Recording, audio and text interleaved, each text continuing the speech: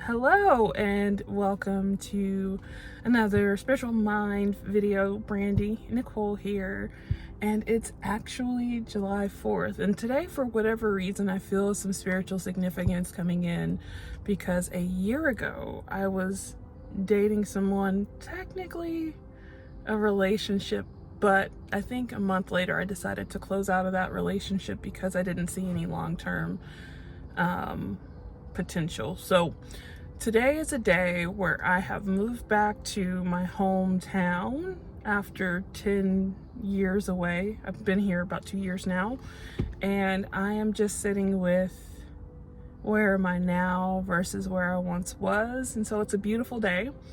I don't necessarily really celebrate the 4th of July, so today is a day for me to embrace other things that I feel more of a connection to. I appreciate those who do celebrate the 4th of July, if that's your thing, certainly, but for me, not really. Never really understood that, considering the levels of work to do for meaningful change. I don't want to go on a rant, so I'm not gonna dig in. Just gonna step back from that.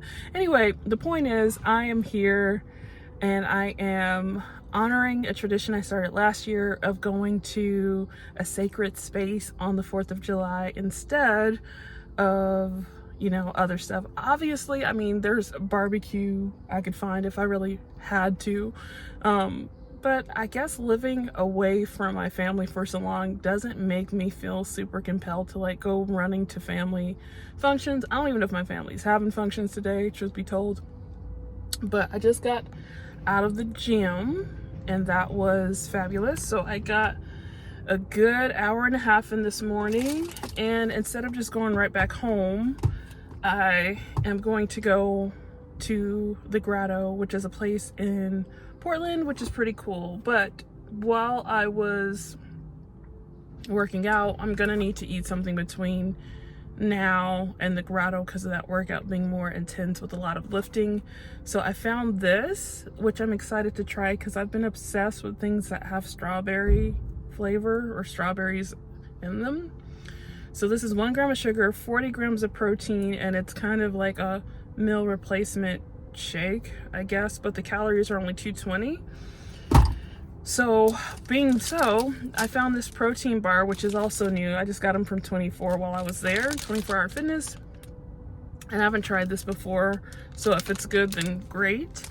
This is 1 serving as well, and this is a meal replacement bar with 20 grams of protein and 260 calories. So the 260 plus the 220 is 480 for breakfast today. I also brought my giant jug of water so I can make sure I'm doing that today. I'm also gonna stop by Petco for Fortune because he needs some new toys. I think he's just bored. So I'm gonna get him some toys and then go to the Grotto. Thinking about maybe going to IKEA just to look at plants, but I don't need to because I'm preparing to move, so I don't need to look at the plants, but it might be nice to see what they have. Anyway, I'm excited also because I brought my journal and a book to enjoy while I'm at the Grotto, so I can really slow down and be there a while and, make sure to take some time in prayer as well. But I'm going to take you to see the Grotto with me and on the adventure of today.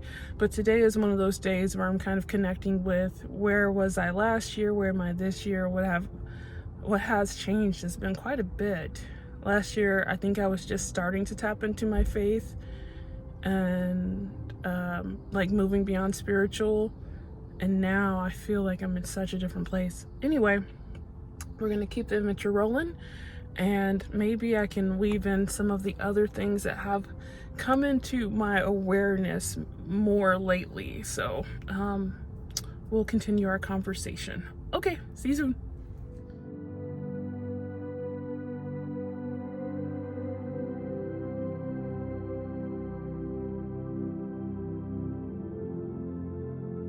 So I went to PetSmart and I got some catnip for Fortune.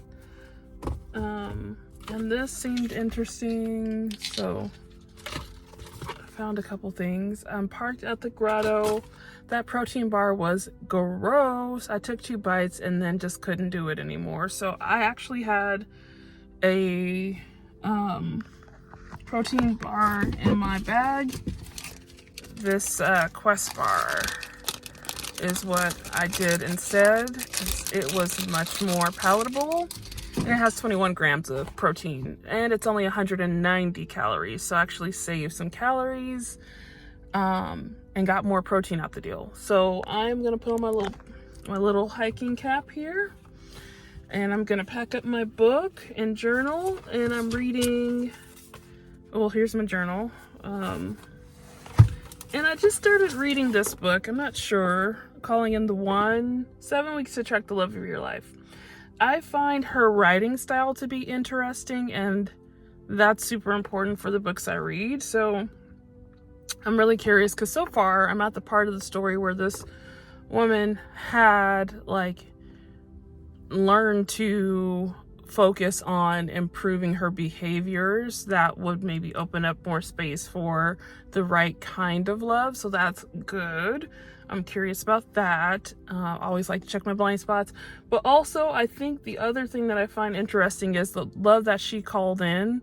The guy she married, they divorced 10 years later, and she talks about this in the beginning part of the book. So I'm like, well, tell me what else. Tell me what happened next. So it's like interesting and like a little bit of a soap opera kind of. So I'm curious to learn more about like what wisdom she has to share in this book. And I'm gonna go read and journal and go pray at the grotto and enjoy the nature and get some meditation in. And then maybe go find, there's some strawberry Yasso ice cream bars I've been on the hunt for, and I haven't been able to find them at the places I normally shop, but I want to see if I can find them at the Safeway by my house. And I also need to go Home Depot, get some extra dirt to fill up some of my plants. And that's it. So I hope it's a great adventure ahead. Here we go.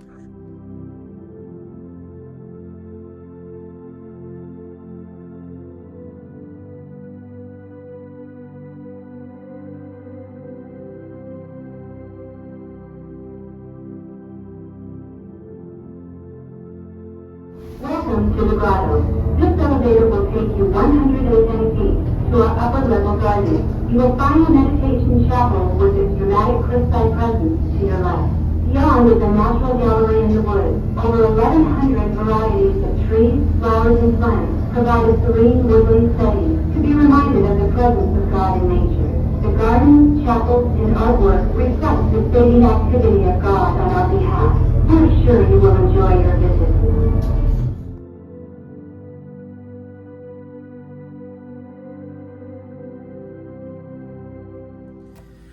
Hey, it's me. Yesterday I went on that amazing hike at the grotto and I loved every minute of it. I did take a little break to like respond to text messages, so I give myself a little don't do that warning at the grotto, because that is not a place to be in any other location but the grotto. So hopefully the footage I got is something that graces you and helps you feel a little bit of the serene solitude and peace that I was able to connect with. And I just wanted to do an update. I don't know if you guys saw the video I did where I said like my born again 10 things I stopped doing as a born again Christian, and I just wanted to do a follow-up video as I work on my glasses so I can tell you all the stuff I wrote down.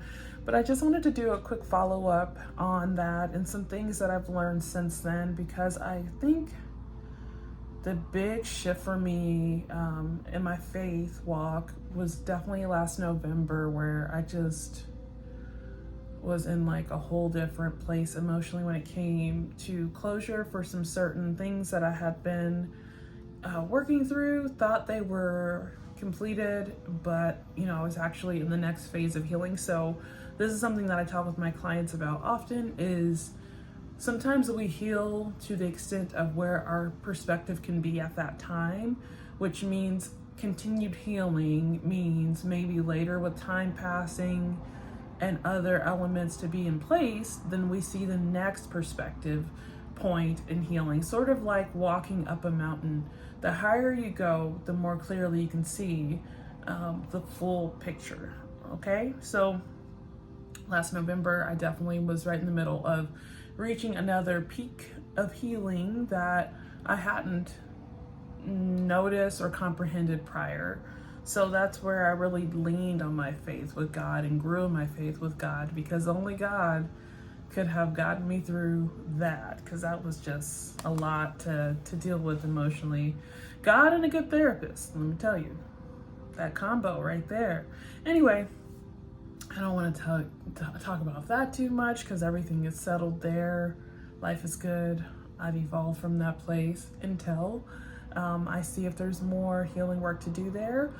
But what I want to talk with you about is the 10 things that I've currently come into deeper realization through my faith as a born-again Christian. So these may not be things that each of us on the journey is considering, especially for folks who are more established in their faith, but I'm here to just share my testimony and my experience because it can hopefully help someone. So this is going to be a good way for me also to kind of look back at my personal journey in faith and all of the things that I know as of today, which may evolve even more the next time I do an update, because this is a journey. There's no immediacy. But one other thought just came to mind. So as a born again Christian, something that I kind of sit with, and this is like a bonus topic that just came in, something that I kind of sit with as a new Christian, really in my practice, really in my walk with faith, is my tattoos. I love my tattoos. I have no problem with them. I feel like all of these tattoos really represent my appreciation of life. And so I don't have any tattoos that I have a sneeze coming. Any tattoos that I feel like are just there for funsies. Like everything is a part of my own personal journey and my history and all that stuff. But I feel like being a Christian, it's just interesting because I'll go to church and I'll see other folks with tattoos, and for whatever reason I'm like, oh cool, that was close, didn't want to be the only one. So I've noticed, like, in the church setting, even dating as a Christian young woman, tattoos, and I feel like that is different than most folks who have been in their faith practice like consistently their whole life, aka not born again population of Christians. So I find that to be interesting, and I feel like I like to just kind of see what types of folks gravitate towards me. But it seems like it's not that big of a thing for a lot of people. It is for some folks, but I think the people who are meant to be in closer conversation with me are cool with it enough, because it's my body, my relationship with God as well. So but I just find that to be an interesting thing. So if you're also a Christian with tattoos, tell me your thoughts. What are you noticing there, if anything? But that's just a bonus thing and a bonus thought that I've been thinking about off and on again, but not enough to really investigate more deeply. Just kind of notable, we'll call it. Anyway, my nose is running. Allergy season, so please forgive me. But moving right along, so here are the 10 things that stand out to me now. November, December, January, February, March, April, May to June to July. 8 months in, okay? So about 8 months in, maybe I'll do another check-in in November when I'm on my first year anniversary of being born again. But anyway, first thing is, for me, I think some of these are just more church specific, because this is my first solid 8 months of being more dedicated, of consistently going to church as an adult who could easily opt out of doing such. So here's what I've noticed so far. Some of these things are like my relationship with God, but a lot of them seem to be church related. So 1, to be a Christian, I don't have to feel bad about missing a Sunday at church. I don't strive to miss any Sundays at church, but I don't beat myself up about it either. And I've learned to just consider what are the special circumstances where it may be reasonable not to attend church today. So for me, I want to build strong habits of going to church. I feel like that's my way of honoring God, is showing up for congregation, bringing positive energy, bringing positive spirits and kindness and connection and praising God and worshiping. So all those wonderful things. But I realize with my children, when I have them and they are in their practice for basketball and they play competitively, if they have a game on Sunday, that is considered a special circumstance. If I'm the only person that can drive them, if their game is also overlapping with when church is, like, I don't want to run myself into the ground trying to do the work of two people if it's just not possible as a single mom. So there's some certain circumstances where I've learned just to not go to church and maybe just get an extra prayer in, or maybe write a letter to God or connect with God in some capacity. So that's number one. Number two, I initially started volunteering with my church maybe like 4 months in of being in attendance, and I was a greeter. So at my church I was volunteering once a month to greet first service, and I realized, as kind as I am and as welcoming as I can be, I feel like a little too anxious to be doing all that because I don't know enough people, and it just didn't feel like the right match for me. I didn't feel like I had a partner in greeting that was consistently there, and so it just felt like I don't know, a lot of stress to even do all that. So I think for me, I realize I want to just like prepare for the upcoming move I have scheduled, get back into church, and then see if maybe there's other opportunities to volunteer, because I'd like to volunteer. I'd like to continue that. I like being of service and all of that, but I don't want to do anything that makes me feel more stressed and makes me feel avoidant about, like, I don't really want to go. I want to go, but I don't want to go and do all this other stuff. So I don't know. I just didn't feel like it was the right match because it wasn't putting me in the right energy. And I want to be in positive energy so I can share that positive energy within the congregation. So I don't think I want to be at the front door greeting people. And I am a person who's like, hello, thank you so much for coming, shaking hands.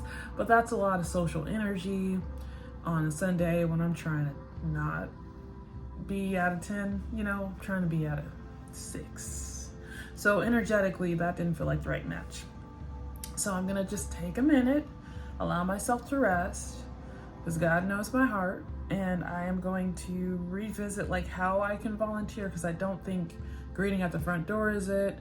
I don't think coffee service is gonna be it. I think the things that I would probably be best suited for would be like the events and conferences, or something that's more less, I guess, different in that way. I don't know. I'm still sorting it out. But okay, so that's number 2. So volunteering but finding the right match is kind of where I'm at. Number 3, I still haven't found a Bible study group that I feel I can participate in. Over the last month, I tried out one and it didn't feel like the right match for me, and actual study of the Bible, because it was more like a support group where the Bible was referenced, and I want to actually study the Bible. So there is a Bible study at my church. The one that I was referencing before, the support group, basically was online for a different church, because I live kind of far from my church currently. So I am still not sure, but I know the one at my church, the Bible study group, will start back up in the fall, so that will be great. I also think, sidebar, in the fall I'll probably do the divorce care course again, because I thought that was really helpful for the fall winter months, just to like keep working on healing from divorce. I know I'm gonna sneeze at some point. Sorry for all this. This is helping me not sneeze for whatever reason. So Bible study will start in the fall, probably start up divorce care sometime in the fall. Excuse me. Item number 4, so that was just a sidebar. But item number 4 is taking my Bible to church. I have not taken my Bible to church once. I use my Bible at home, but I'm going to be excited to take my Bible to church this Sunday because one of my church fam folks was, just in her Bible as, we were listening to the word.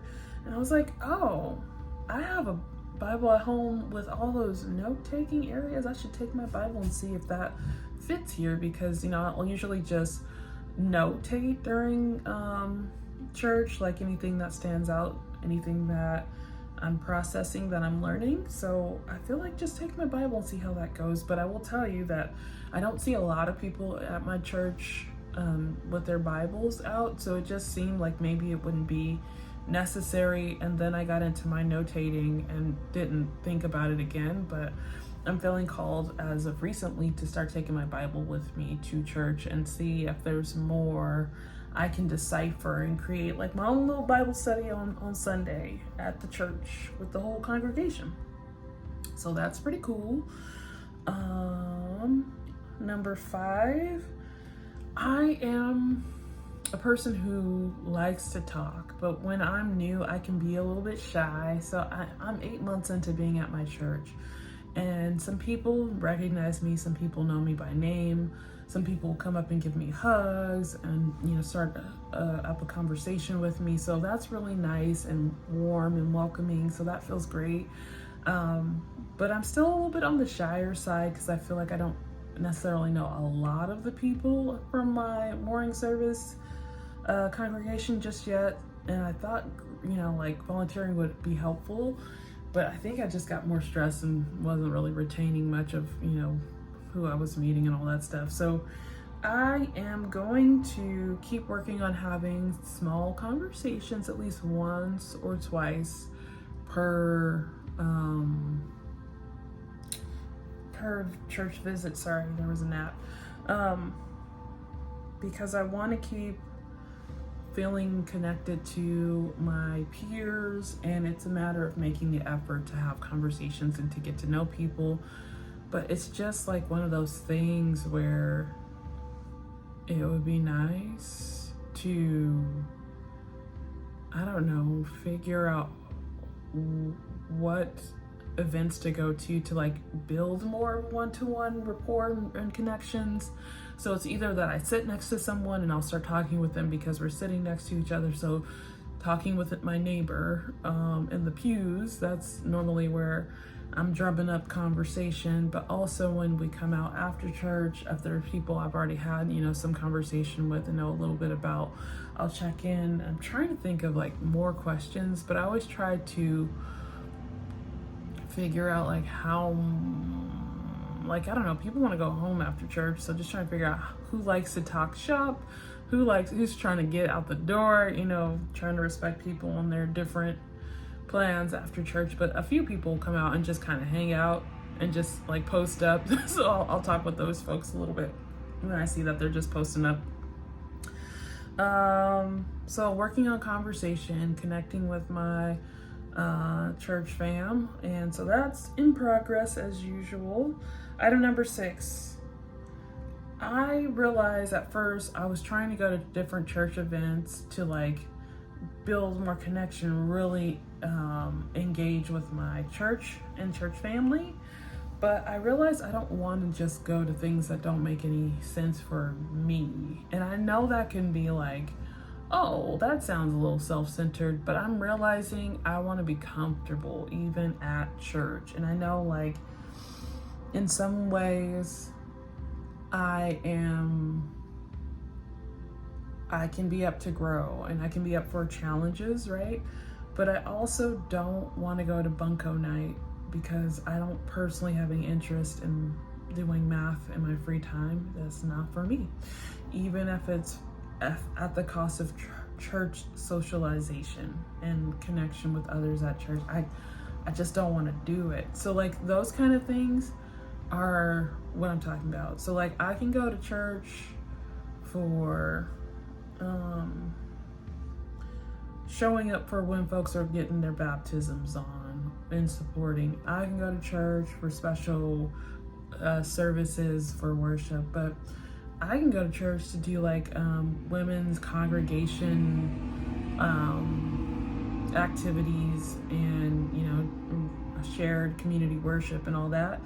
But I just have to have it be in ways that feel comfortable to me, because a lot of the things that the church puts on is it tends to be more from an extroverted perspective of, hey, we're all going to be together in one space and we'll come together and be social. And I don't know if I'm extroverted enough even on my when I'm not at work. Like I can be extroverted sometimes, but I don't really want to be when I'm free, off the clock. So I mean, like church has other things like where you can just show up and it's like there's more of a outlined function other than like fun. I realize I don't mind. I like fun. I like fun like everybody else, but I don't like things feeling all over the place and just see how it goes, you know, kind of open-ended. I like things that have more function. So instead of me going to like a church bunko night, if they ever did like a church hike or something where there's actual, like we start at one point, we end at another point, and there's movement where I don't have to like be producing conversation or feeling like conversation is always going to be a part of it. I feel more comfortable with those things that just kind of factor in more movement where talking isn't always required. And that's just the introvert in me, you know, that's just the introvert in me, child. I don't know what to tell you, but it is what it is. And I realize I need to be, or I'm comfortable and I prefer to do socialization where there's a little bit more of a balance for the introversion within. So that's me, and I'm not worried about changing that. I don't feel like I have to change that personally. I feel like it's cool. It can work. It can do what it needs to do. So item number 7, I'm still looking forward to my baptism. I'm thinking the next time they do them at my church, I'm gonna go ahead and sign on up, and I'm excited for that day. I'm a little nervous about getting water in my nose or whatever, you know, like people get stuck, hemmed up a little bit by that water when they go down and come back up. So trying to sort out like what's appropriate to wear for modesty. I know a lot of people wear black, but I don't know if there's more to do than just that. We're all black. But also I am excited. I would say I'm a little bit nervous to try and create a testimony that I feel comfortable with, because that's a part of the baptism ceremony at my church, is to give a testimony of what God has walked you through. And I feel like some of the things God has walked me through, I want to testify, but what level of detail am I comfortable with? Because I have to figure out where I'm at in that and what works for me, because some things are helpful to share, certainly, but some things I'm still vulnerable with. And so I want to be mindful of that, because when I go and get baptized, it's going to be me honoring God, not me being focused first on sharing testimony where I'm still working through pieces of it. Like I'm a work in progress. I'm a work in healing, certainly, as well. So I'm trying to keep my mind on the right thing, or the thing that's primary for me is honoring God and proving to God and showing God my love and commitment. Maybe more so than getting nervous or distracted with like how much of my testimony to share, what I want to share. Should I write it down? Is there gonna be a microphone? Like all that stuff, because it's new. I don't think I've ever been baptized. So like it's a newer experience, certainly. So I'm looking forward to it, but also trying to determine like how I want to offer testimony that feels authentic and focused on why I'm choosing to make this commitment. Okay, Number 8, being grateful for today is enough. I've noticed over the last several months of change and stress and chaos, my children are with their dad more. So like whenever they are spending more time with their dad,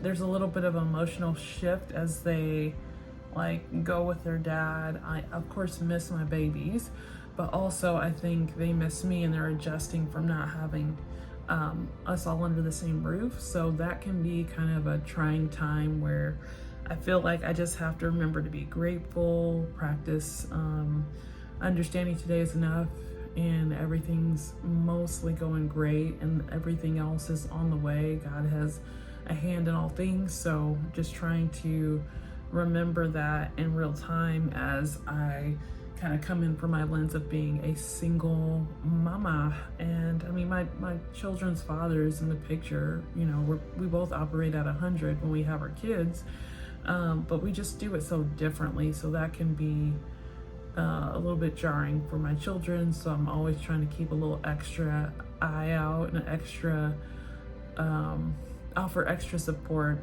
because I know that can be a lot. And you know, being a mom, just general, you always want to make sure your kids are okay and comfortable as best as you can, unless it's like needed growth. So I do let my boys grow when they need to. I'm a big fan of letting our children grow as individuals because it's healthy.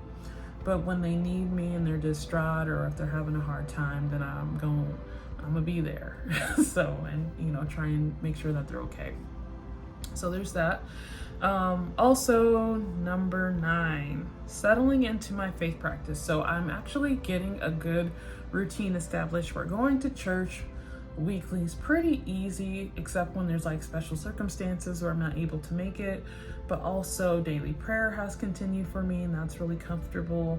It's not all day. Sometimes I'll go all day and then remember later that I haven't had like a real check-in conversation with God, but I do pretty good most days. Even if it's the last thing I do, I get a prayer in. And before, being active in my practice of creating a relationship with God, I would go weeks, months even without thinking to pray. So I think I'm still going in the right direction. So that's good. Also, I have started a weekly Bible study practice. Monday through Friday, I read at least one page out of the Bible. I've been doing that for the last 2-3 weeks, and it's just the perfect fit. Still looking at perfect timing of like what time am I most clear-minded to retain. I know some people recommend, do your Bible study first thing in the morning, give that first, part of your day to God. But my mind is not clear, and so I don't think that's for my brain style. Like I don't have like a clear mind when I first wake up, and so after I work out, that's when my brain is like alert. So I feel like morning routine isn't the best spot, but maybe if there's a way to do it right before work starts when I'm already alert and awake would be good. So I'm still playing around with best time, but before the end of day, normally at bedtime, I'll read one page out of my Bible before going to sleep. So that has been good. And praying, sometimes I pray verbally, or sometimes I pray just in my head, depending on how ever I can best concentrate at bedtime, because sometimes talking out loud, I actually lose my train of thought much faster than when I'm just thinking my thoughts and not having to think as much. So working on that, but I'm getting a bit of a handle on my practice of my faith practice. So that's really great. And then the last but not least, forgiveness. God has done a great work within me on forgiveness. And it's something I haven't really figured out how to explain, but there's been some folks in my life who I have had in the past very close relationships that felt secure. And then for one reason or another, that I have had to like realize that the security was no longer a part of the relationship. So it was either maybe existing before, or it was contained before, or I did not fully observe what security meant, or my version of security has varied, or what have you. But for whatever case, people that I was once close to, I'm no longer close to.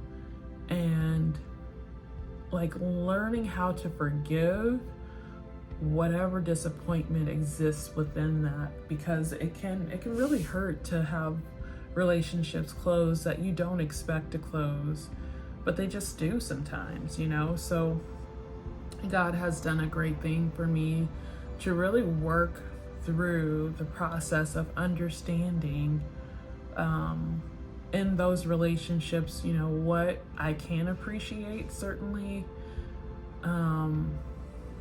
and beyond what I can appreciate, what do I need now? And maybe that's not the person to expect it from as much as to, you know, continue in my relationship with God. And that should do, you know, like I'm thinking of some family members where, sorry if you can hear that, but just thinking of some family members where I thought that it was one thing, but it was another thing, you know, like I thought we had one style of relationship, but we actually have this other style of relationship, which is more, so it's like, I thought we were full-time in this thing, but they're more on call in this thing. And that's going, you know, like they could realizing, oh, we have an on-call relationship. Cool. So because we're in an on-call relationship, the setup of expectations really need to be adjusted to match the on-callness that we got going on over here.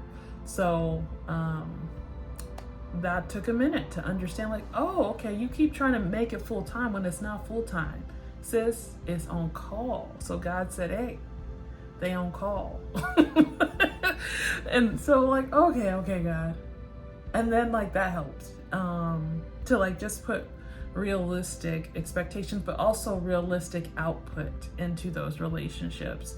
So instead of treating those relationships like full-time on my end, I too can respect that they're on-call relationships where when I see you, we can be cool, but I'm not necessarily extending efforts beyond like the happenstance of we happen to be in the same space and I care about you. So I'll say hello and see how you've been doing. But that's kind of the gist of how far we have to go with love and with grace. And if there's ever, you know, another evolution in the relationship, cool. But for now, this is marvelous, and God has blessed me to understand that and respect that and honor that, and to be happy for those people. So be happy for those on-call, like our actual on-call style relationship where it's pretty low pressure for both of us. But also I am definitely happy for the people specifically. There's like 3 different people I'm thinking of where I'm just happy that their life is treating them well. I'm just happy that they have, you know, a chance to experience the life that they wish for, or that they're blessed, and that God is with them and helping them to find peace, love, and harmony within their own life experience, because I don't need more than that. And that is what God has done for me, and what God has been teaching me over the last several months from November, where I kind of had this onset of a whole different thing that I was working through. But I think the relationships kind of evolving is a big part of like what that was for me. So those are the 10 things I have since realized since the last Born Again Christian update. I might do one in November on my 1st year anniversary, and then maybe I don't know, we'll see. But I just wanted to share some things that have stood out to me in my journey for any born again Christians out there, for any mastery level Christians who've been in this thing for as long as they've been in this thing. But I'm just sharing my experience, my perspective, and my thoughts from where I stand at this time on this day, who knows, I may feel some difference, and some of my views may change because I'm evolving, and I will give myself space for that to be the case. So I would love to hear if any of this stood out to you. What are your thoughts about what I've shared here today? Do you have any recommendations? Do you have anything, any wisdom or any encouragement to offer? I'd love to hear all about it in the comments. Other than that, I will be reporting back next time. I'm not gonna even, force any next time, but I will be back. All right. Thank you so much for watching. If you made it to this video, it means so much to have you here with me. I thank you so much, deeply, sincerely, for your support. I am motivated to share more of my journey if this is something that feels inspiring in any way. I don't profess to be perfect in this, but I do feel like these are conversations that hopefully can be helpful. So I want you to take great care. Think about, if anything stood out, and I hope, God shines in and over your life, and that you are blessed and loved and nurtured, and all the best to you as you go through the rest of your day. In Jesus' name, amen. Amen. All right, we'll see you in the next episode of Spiritual Mind. I do have 2 different concepts in Christian faith that I plan to address that I've come into awareness of in a different way. So I'm preparing and I'm about to be doing a lot of research for Christianity versus divine femininity, because there's a very interesting conversation that I've been sorting through there, but also familiar spirits, which is also a very interesting thing, and counterfeit relationships, but that's another day, another story. So thank you so much for your time. I appreciate you. All is the best. All right, bye.